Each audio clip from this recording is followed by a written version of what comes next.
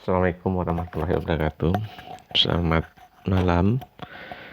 Kita kembali bertemu lagi Bapak dan Ibu peserta pelatihan PTK online pada Vkon kedua.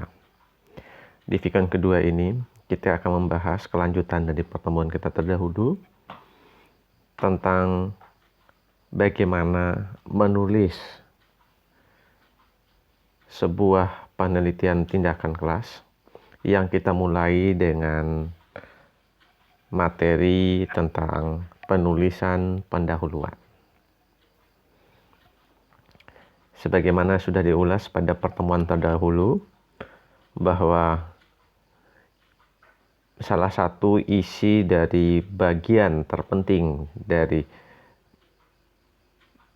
PTK di bab pertamanya berupa pendahuluan. Pada pendahuluan ini berisikan latar belakang, rumusan masalah, tujuan, dan manfaat. Baik Bapak dan Ibu, kita mulai saja. Bagaimana menulis bab pertama yang berisikan bab pendahuluan?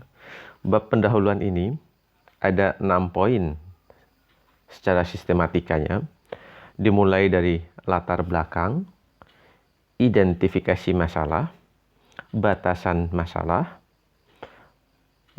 rumusan masalah, tujuan penelitian, dan manfaat penelitian.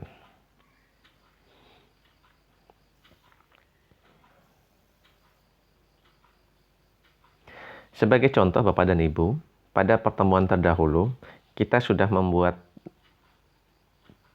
judul dari PTK, di mana pada pertemuan terdahulu ada salah satu judul yang kita jadikan contoh, yaitu peningkatan keaktifan dan hasil belajar IPA materi cahaya melalui metode percobaan bagi siswa kelas 5 SD N2 Drono pada semester 2 tahun pelajaran 2016-2017.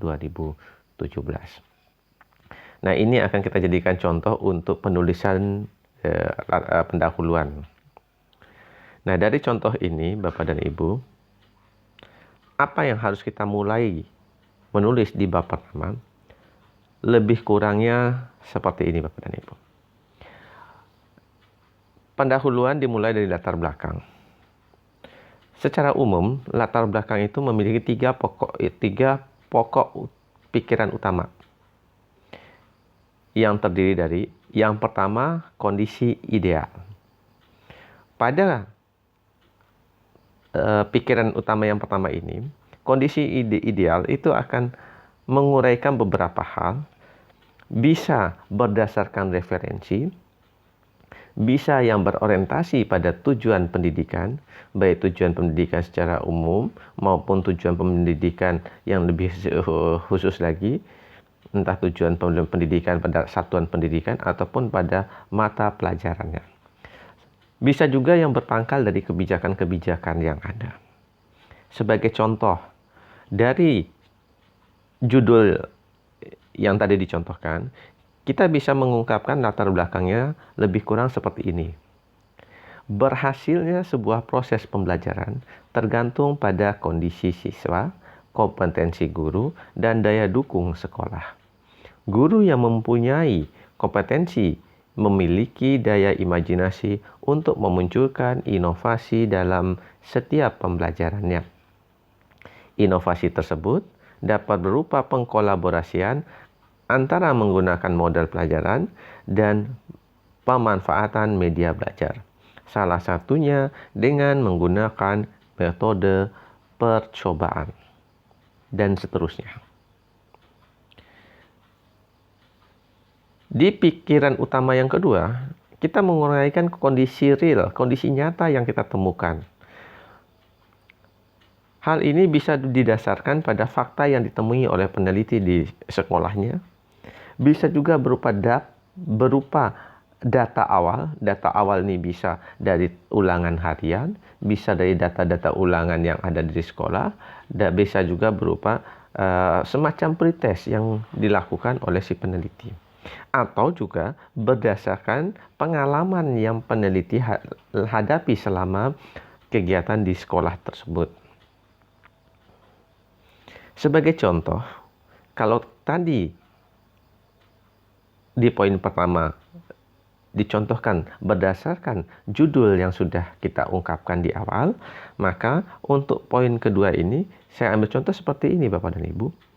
Dari pengalaman empiris di sekolah, sangat minim guru dalam proses pembelajarannya menggunakan media karena berbagai alasan. Hal ini berdampak pada prestasi belajar siswa ataupun aktivitas siswa dalam belajar. Bisa di sini kita ungkapkan data.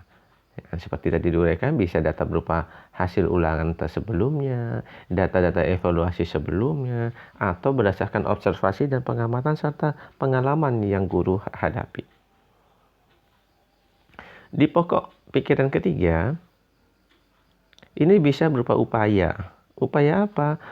Upaya untuk menghadapi, untuk mengatasi masalah yang tadi timbul dari perbedaan antara kondisi idealnya dengan kondisi nyata yang ditemukan. Nah, karena sesungguhnya permasalahan itu selalu muncul dikala ada gap antara yang real dengan yang ideal. Nah, pikiran utama ini, yang ketiga ini, merupakan rencana tindakan yang dilakukan sebagai salah satu alternatif solusi dari sekian banyak solusi yang akan difokuskan pada PTK. Sebagai contoh, dari uraian tersebut perlu dilakukan upaya untuk mengatasi hal tersebut. Oleh karena itu, pada penelitian ini dilakukan upaya berupa pemanfaatan media eksperimen dalam pembelajaran dengan metode percobaan, sehingga diharapkan akan terjadi peningkatan keaktifan siswa yang berdampak pada peningkatan hasil belajar. Nah, lebih kurang seperti itu Bapak dan Ibu untuk latar belakang. Nah, yang dicontohkan ini bukan mutlak seperti ini, tapi berdasarkan imajinasi, berdasarkan pengalaman, dan berdasarkan informasi-informasi yang Bapak Ibu miliki, maka ini bisa dikembangkan menjadi beberapa paragraf-paragrafnya. Selanjutnya Bapak dan Ibu, kita membahas poin kedua, yaitu identifikasi masalah. Sebagai contoh real saja Bapak dan Ibu, identifikasi masalah sesuai contoh judul tadi, kita bisa mengangkat identifikasi masalah itu berupa mengapa keaktifan siswa belajar masih rendah. Karena tadi di judul adanya upaya untuk meningkatkan keaktifan. Berarti indikatornya adalah rendahnya keaktifan siswa. Nah, ini jadi perlu kita identifikasi mengapa ini terjadi. Mengapa hasil belajarnya rendah? Faktor apa yang menyebabkan keaktifan siswa dalam belajar itu kurang? Bagaimana pula cara mengoptimalkan keaktifan dan hasil belajar siswa? Kemudian, pembatasan masalah. Karena banyaknya masalah yang ada sesuai dengan latar belakang masalah, maka peneliti perlu membatasi yang akan diteliti. Nah, hal ini bisa juga pembatasan masalah bisa diisi berupa cakupan materi yang diajarkan, asumsi awal yang dipikirkan oleh seorang peneliti, ataupun batasan-batasan masalah lainnya yang kemungkinan akan mengakibatkan masalah itu menjadi bias dan melebar. Selanjutnya, kita masuk pada rumusan masalah.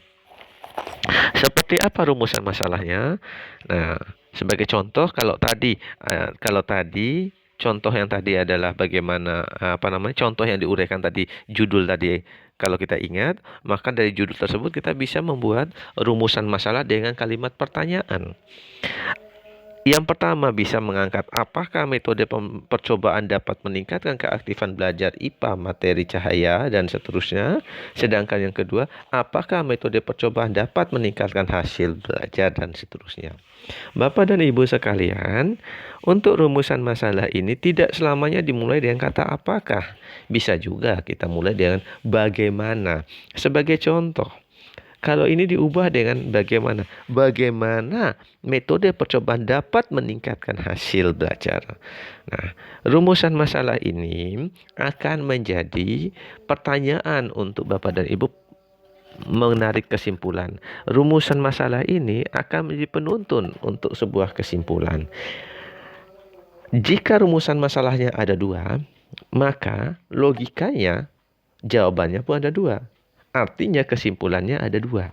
Jadi jangan sampai rumusan masalahnya satu, tapi kesimpulannya empat. Demikian sebaliknya. Yang selanjutnya tujuan penelitian. Nah, tujuan penelitian. Tentunya tujuan penelitian dituangkan dalam tulisan ini untuk mengungkapkan apa yang hendak dicapai dari penelitian tersebut. Nah, secara gampangnya, tujuan penelitian sesungguhnya hanya mengungkapkan kalimat sasaran dari masalah tadi. Sebagai contoh, masalah tadi,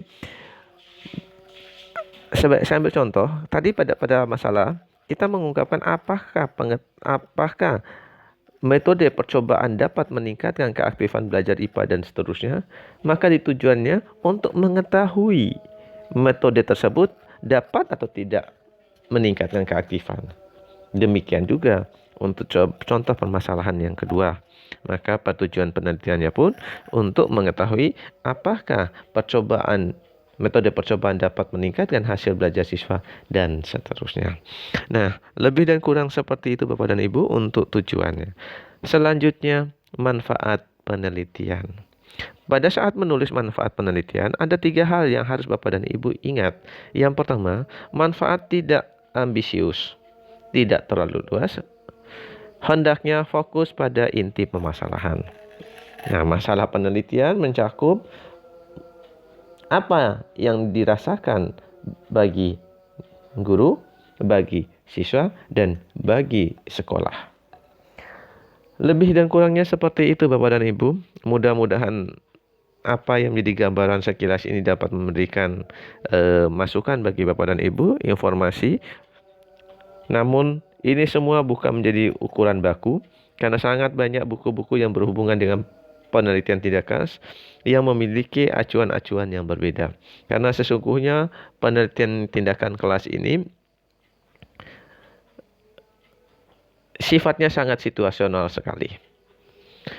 Oke Bapak dan Ibu, di akhir pertemuan kali ini, sebagaimana biasanya, maka Bapak dan Ibu dituntut untuk menulis bab pertama tentang pendahuluan sesuai dengan judul yang telah ditugaskan pada tugas pertama.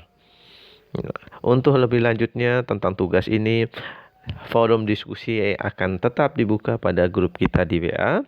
Dan selanjutnya saya akhiri untuk Vicon kedua. Baik Bapak dan Ibu, terima kasih dan semoga bermanfaat.